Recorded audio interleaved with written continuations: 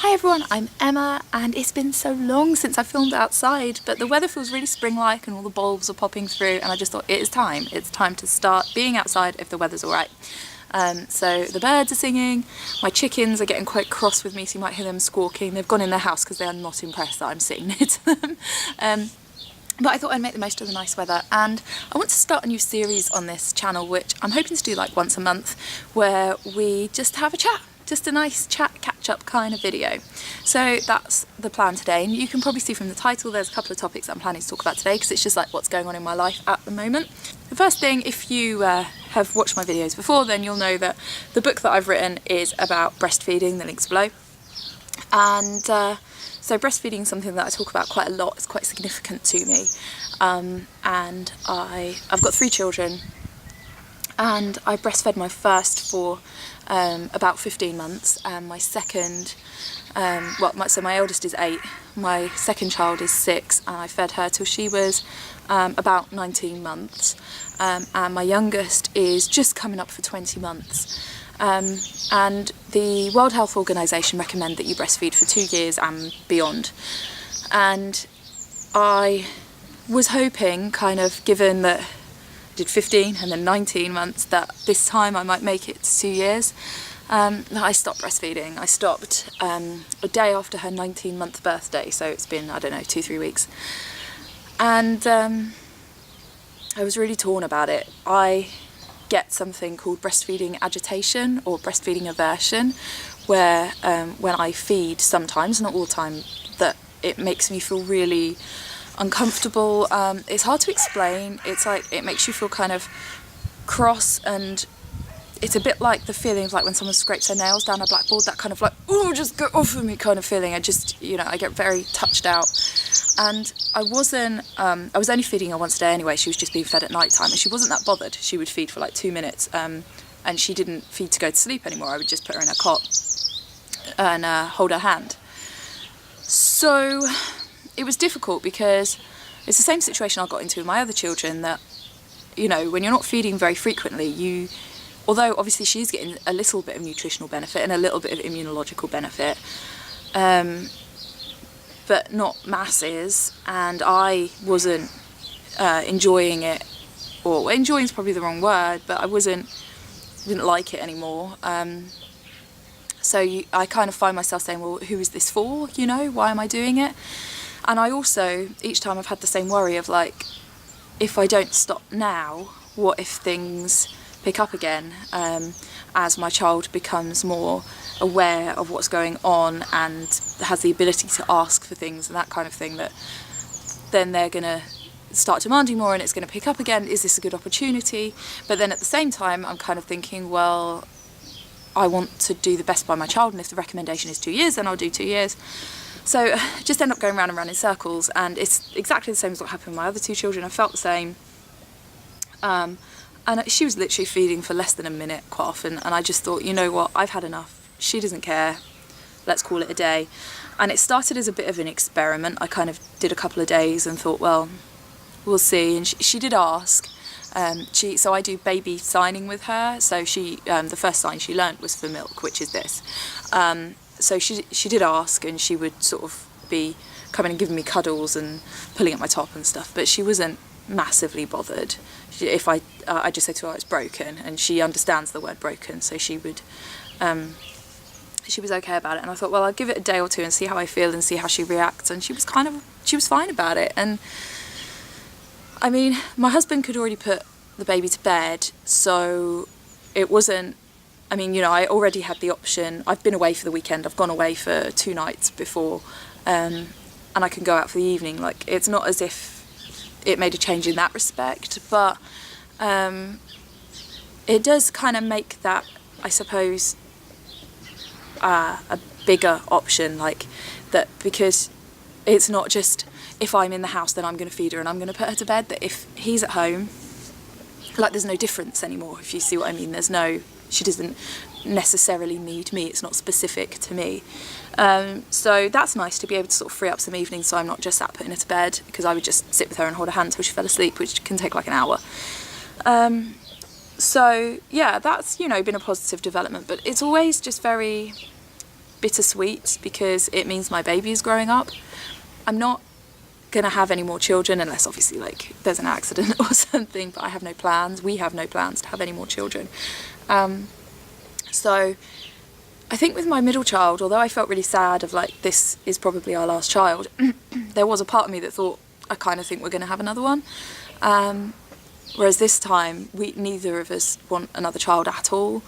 So I do know this is the last time, and it's not so much that I will miss breastfeeding or anything like that, but you just miss their babyhood, I guess. And the other thing that I've felt myself kind of wrestling with a little bit is like a bit of an existentialist sort of, I'm not a young mum anymore, like I'm not the young mum of young children, I'm going to be the school mum. I mean, I'm already a school mum because I've got older kids, but you know that I don't have a little child at home, and then I'll be like the mum to teenagers, and then I'll be the mum to university students, and you just kind of think, oh my god, like how, you know, I feel like I only just finished university, how am I, you know, not going to have another baby, how am I out of that phase?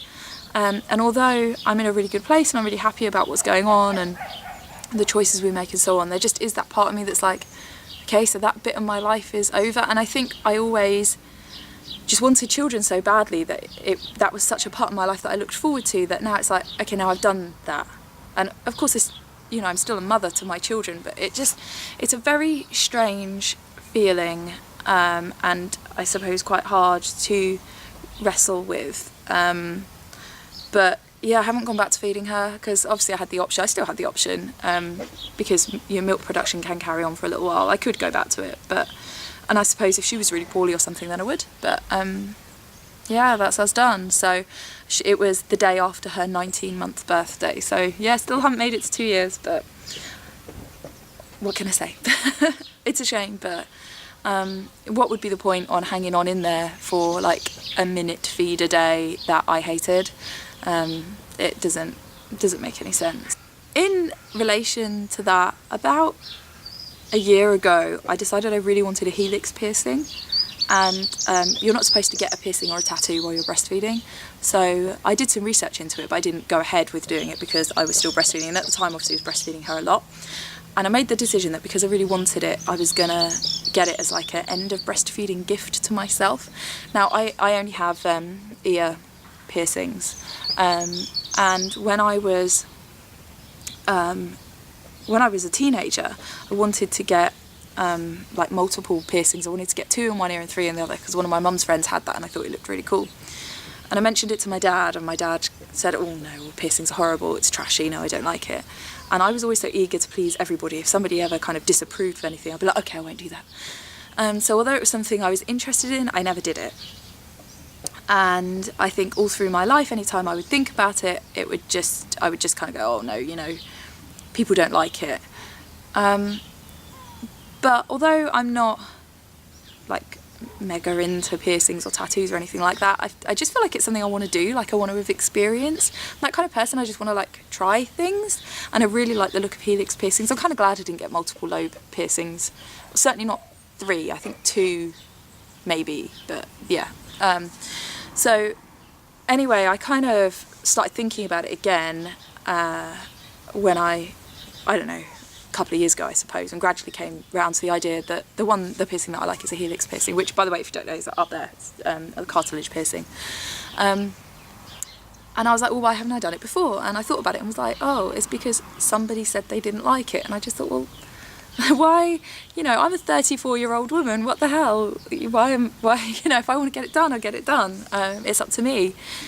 Anyway, so because I was like, right, I've stopped breastfeeding, that's that, I went at the weekend to go and get my ear pierced, amongst other things, had loads of other jobs to do, and I'd done loads of research into the place I wanted to go, and just, you know, exactly what I wanted, what kind of jewellery I wanted, all the stuff, you know. And I was completely ready, and I went with my mum and the kids, and I asked my mum to take the kids off so that I could go and get my piercing done, because well, she had the girls, the 2 younger ones, and I thought I didn't know if it might upset them. My middle child, she really wants to get her ears pierced, so I wasn't sure how much of a good idea it was. Anyway, went to the piercing place, and I was all ready and totally psyched up. and there was a little bit of a queue. There were two ladies there who were maybe like, I don't know, in their 20s, and they were getting tattoos together, and they were sort of sorting out the quotes and filling in the paperwork and all that kind of stuff. And so I was waiting while they were dealing with the receptionist, and I was sort of looking at the jewellery and what have you, and I was thinking, oh, this is really sad, like they've come together and they were having a laugh and like, oh my god, I'm so scared and all this, and I thought, I'm just here on my own, like I've just come and been like, yeah, I'm like so independent, I can just get it done all by myself and I don't need anybody. And although that's true, it's just kind of sad, like you don't have that story about how you and your friend went and got your ears pierced or whatever. So I was just kind of thinking, oh, that's a bit sad. And then I was stood at the counter and they had like the small children's earrings, and I was looking and thinking, oh, I wonder which one my daughter would go for, because she's going to get her ears pierced in the same place. And we're just waiting for the summer holidays so that, you know, her ears will be able to heal over the holidays. And I was looking at them, and then I thought, oh, that's really sad, because actually that's who I should get my ears pierced with, is my daughter. And is that a really cool thing to do, to be like in sort of solidarity with her, be like, well, I'm going to do it as well. And then her story of her getting her ears pierced is, I went with my mum and my mum got a piercing as well. And I thought, actually, that's really cool. Like, when I got my ears done when I was maybe 5, and I went with mum, I'd been begging her, and it actually didn't go very well, because they did, my earrings aren't level, they did one ear, and they did it with a gun. And then when they went to do the other one, because I was screaming by this point, the gun didn't do it right. What they said at the time was it didn't go all the way through. I don't know if that's true, whatever. And then she said, oh, wait for it to heal up and come back and I'll do it again. And my mum said, no, I'll never get her back in here again, just do it. So she did another hole slightly away from the one that had gone wrong. So my piercings don't match up, and it got infected and nasty and wasn't a great experience, I suppose. And so, like, that's my piercing story. But wouldn't it be cool if you can say, oh yeah, I went with my mum went first and she got a piercing, and then I went. You know, I thought that was cool. And also that if her ears are sore, my ears are going to be sore, and if she's having to clean her piercing, I'm going to be cleaning my piercing. And I was like, actually, that's what I should do, not just be here on my own being like Miss Independent and I want this thing and I don't care what anybody thinks, but be solidarity with my daughter. And there is that thing as well with your kids, that you can kind of create their story in a way.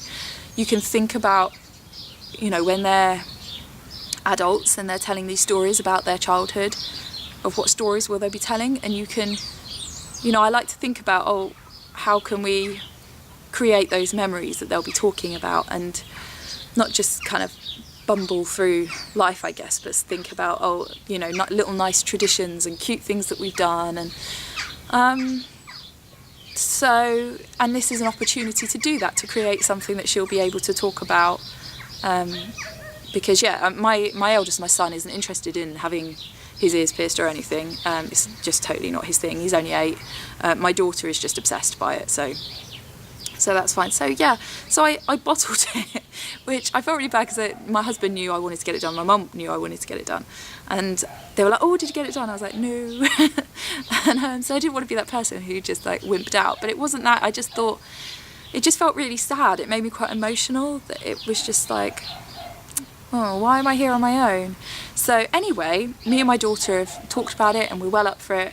And so in the summer, as soon as school is out, we're going to go together. And I spoke to the lady on reception, actually. She was really nice, because just as I was kind of stood there making my mind up, she turned around and said, oh, can I help you? And I said, well, I was going to ask to have my helix pierced, but I was just thinking that it would be really nice actually to come back with my daughter. And her reaction, she was just like, oh my God, you should definitely do that.